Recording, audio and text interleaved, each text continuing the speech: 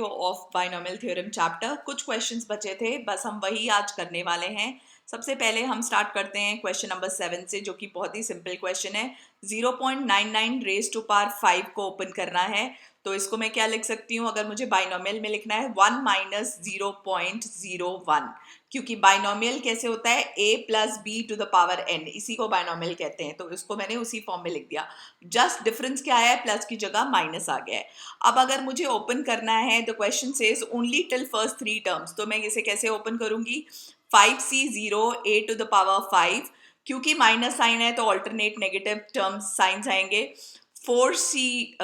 5c1 a to the power 4 b to the power 1 and plus 5c2 a to the power 3 and b to the power 2। आगे open करने की जरूरत नहीं है, उसने first 3 term मांगे थे।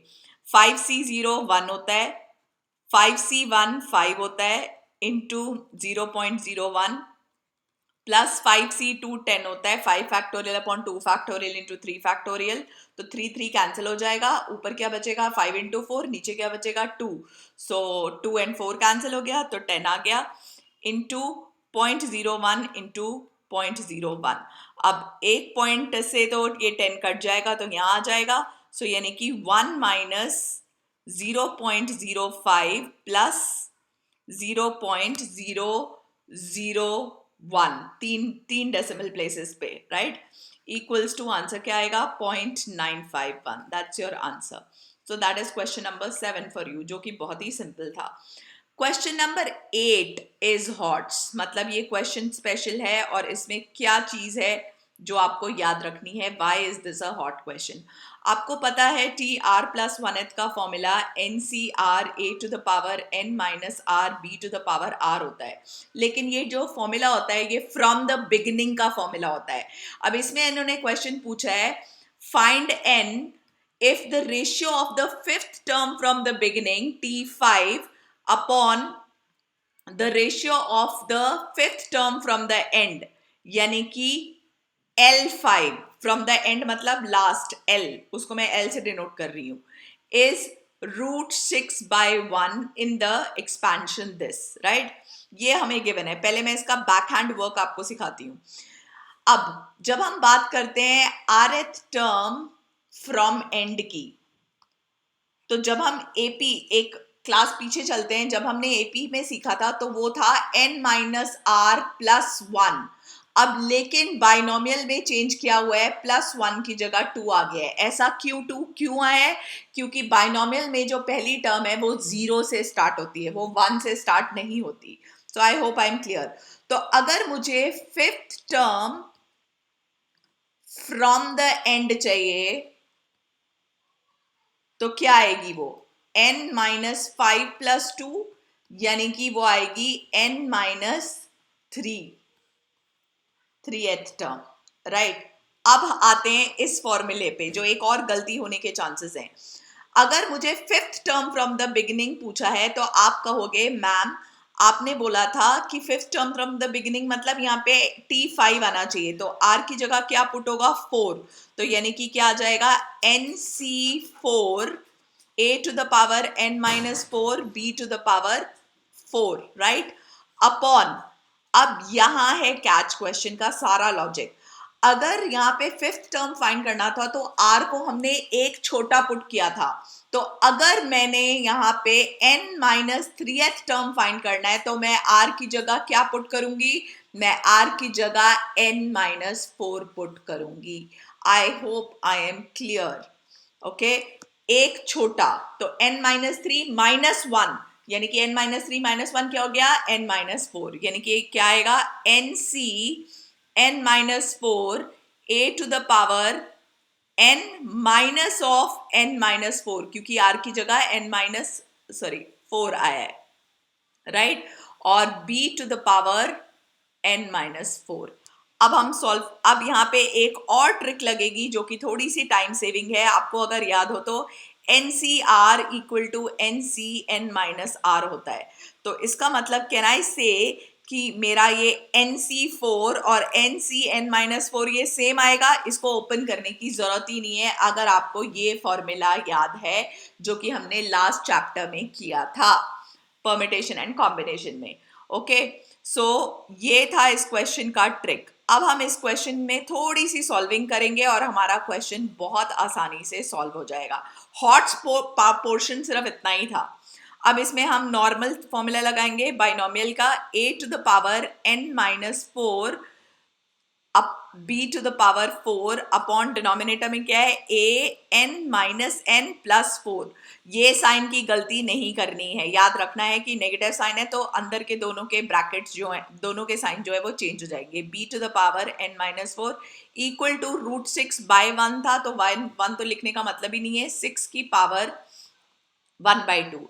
अब मैं क्या कर सकती हूँ, a की पावर n-4 + 4 और b की power 4 -n + 4 okay equals to 6 की पावर हाफ। तो देखते हैं क्या आता है, a की पावर n-4 -4 सॉरी, सो n-8 और b टू द पावर क्या आया 8 - n इक्वल्स टू 6 की पावर हाफ। अब हम पुट करते हैं value of a and b। Question a की वैल्यू क्या थी 4/2 और b की वैल्यू क्या है क्वेश्चन में 1/4√3। ये भी मैंने जानबूझ के पहले नहीं पुट किया क्योंकि otherwise too much of confusion हो जाता है और हम क्वेश्चन गलत कर देते हैं। तो अब पुट करते हैं a की value 4/2 raise to power n-8 और 1/4√3 raise to power 8 - n equals to 6 की पावर हाफ। ओके, अब हमें n निकालना है जो कि हमें ध्यान रखना है, बाकी सारा कुछ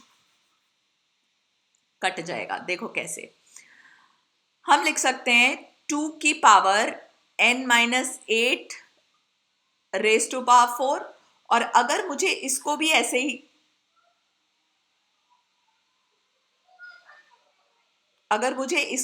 ही लिखना है तो मैं क्या लिख सकती हूं 3 × 8। अब 3 मैं ऊपर लेके आ रही हूं यानी कि ये नेगेटिव हो जाएगा। आई एम सॉरी लाइट चली गई but you have to bear with me.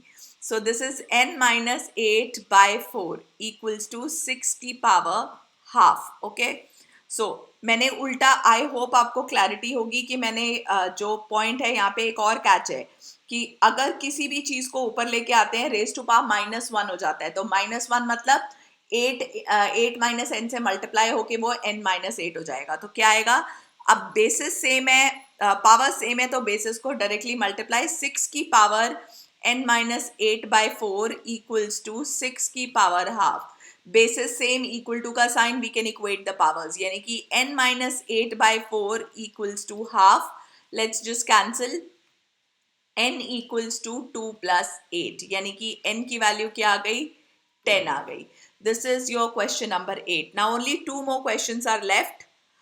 Let's start with question number 9. Question number 9 को भी प्लीज देख के घबराना नहीं है। 1 + x/2 - 2/x raise to power 4 को एक्सपैंड करना है। हालांकि ये question examination point of view से नहीं है क्योंकि ये question examination point of view से नहीं आएगा, बट स्टिल अगर आता है so there is no need to panic. You just open it normally. If you want, there are 2 ways to do the question. या तो आप इसको ले लीजिए और या आप a इसको ले लीजिए और x/2 - 2/x को b ले लीजिए रेज टू पावर 4। लेकिन अगर आप इसको लोगे तो आप यहाँ क्वेश्चन में अटक जाओगे। So this is not the right method, this is the right method, right. So let's just, क्योंकि लेंदी हो जाएंगी बहुत सारी calculation, b to the power जब आपको 4 करना पड़ेगा, so the calculations will become too long, that is why. So ये वाला क्वेश्चन ऐसे करते हैं, इसको a लेते हैं, this is a and this is b। So formula हमें पता ही है, 4c0 a to the power n - a to the power n यानी कि 4 and b to the power 0, right. फिर माइनस का sign, 4c1 a to the power 3 b to the power 1, फिर plus 4c2 a to the power 2 b to the power 2, फिर minus 4c3 a to the power 3 b to the power 1 and last plus 4c4 a to the power 0 जिसको लिखने की जरूरत ही नहीं है. Oh, this will be 1 children. A to the power 1 b to the power 3. कैसे मुझे अपनी गलती पता चली कि मैंने यहाँ चेक कर लिया. हमेशा ये जो r होता है ना वो b की पावर होता है, right. So 4c4 2 by x to the power 4. सो अब आप इसे नॉर्मली एक्सपैंड कर लोगे एंड जो ये जो पावर्स है ना इसको एज इट इज रहने देना. There is no need to solve. यानी कि 1 plus X by 2 raise to power 4 और इसको आपको इन सबको तो आपको सॉल्व करना आता ही है, राइट. ये और ये सेम है, ये 4 है, ये भी 4 है और 4c2 को भी आपको सॉल्व करना आता है, राइट. सो आप नॉर्मली ओपन कर लोगे और आप अपना आंसर एज इट इज छोड़ दोगे, right. So you can check your answer. Calculation I want you to do on your own and I've taught you what method not to do. Last question, question number 10. Again question number 10 क्या कहता है? Question number 10 कहता है कि आपको again इसे expand करना है. 3x square minus 2ax plus 3a square raised to power 3. You have to expand this. Again, this you can consider as A and this you can consider as B, right. If you want 3x square minus A आप common ले सकते हो, 2x plus 3a बचेगा, right, whole cube. So this complete will be taken as A and this complete will be taken as B. Again expansion करोगे तो सिर्फ 3 ही terms हैं यानी कि total 4. 3c0 a to the power 3 minus 3c1 a to the power 2 b to the power 1 plus 3c2 a to the power 1.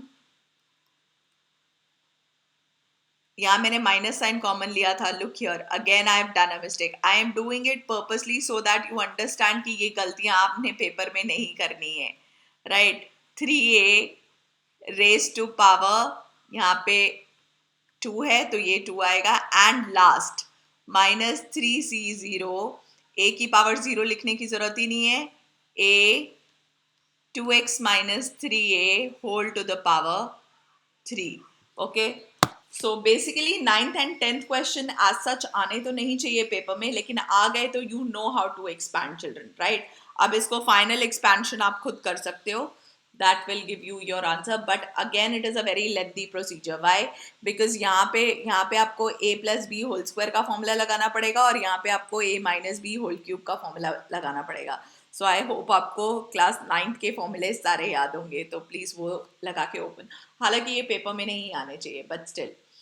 Anyways, that is all from my side from binomial theorem chapter. If you have any doubt, kindly mention in the comment below. I'll definitely reply. And middle term syllabus में नहीं थी तो हमने वो questions को छोड़ दिया है. All right. Thank you.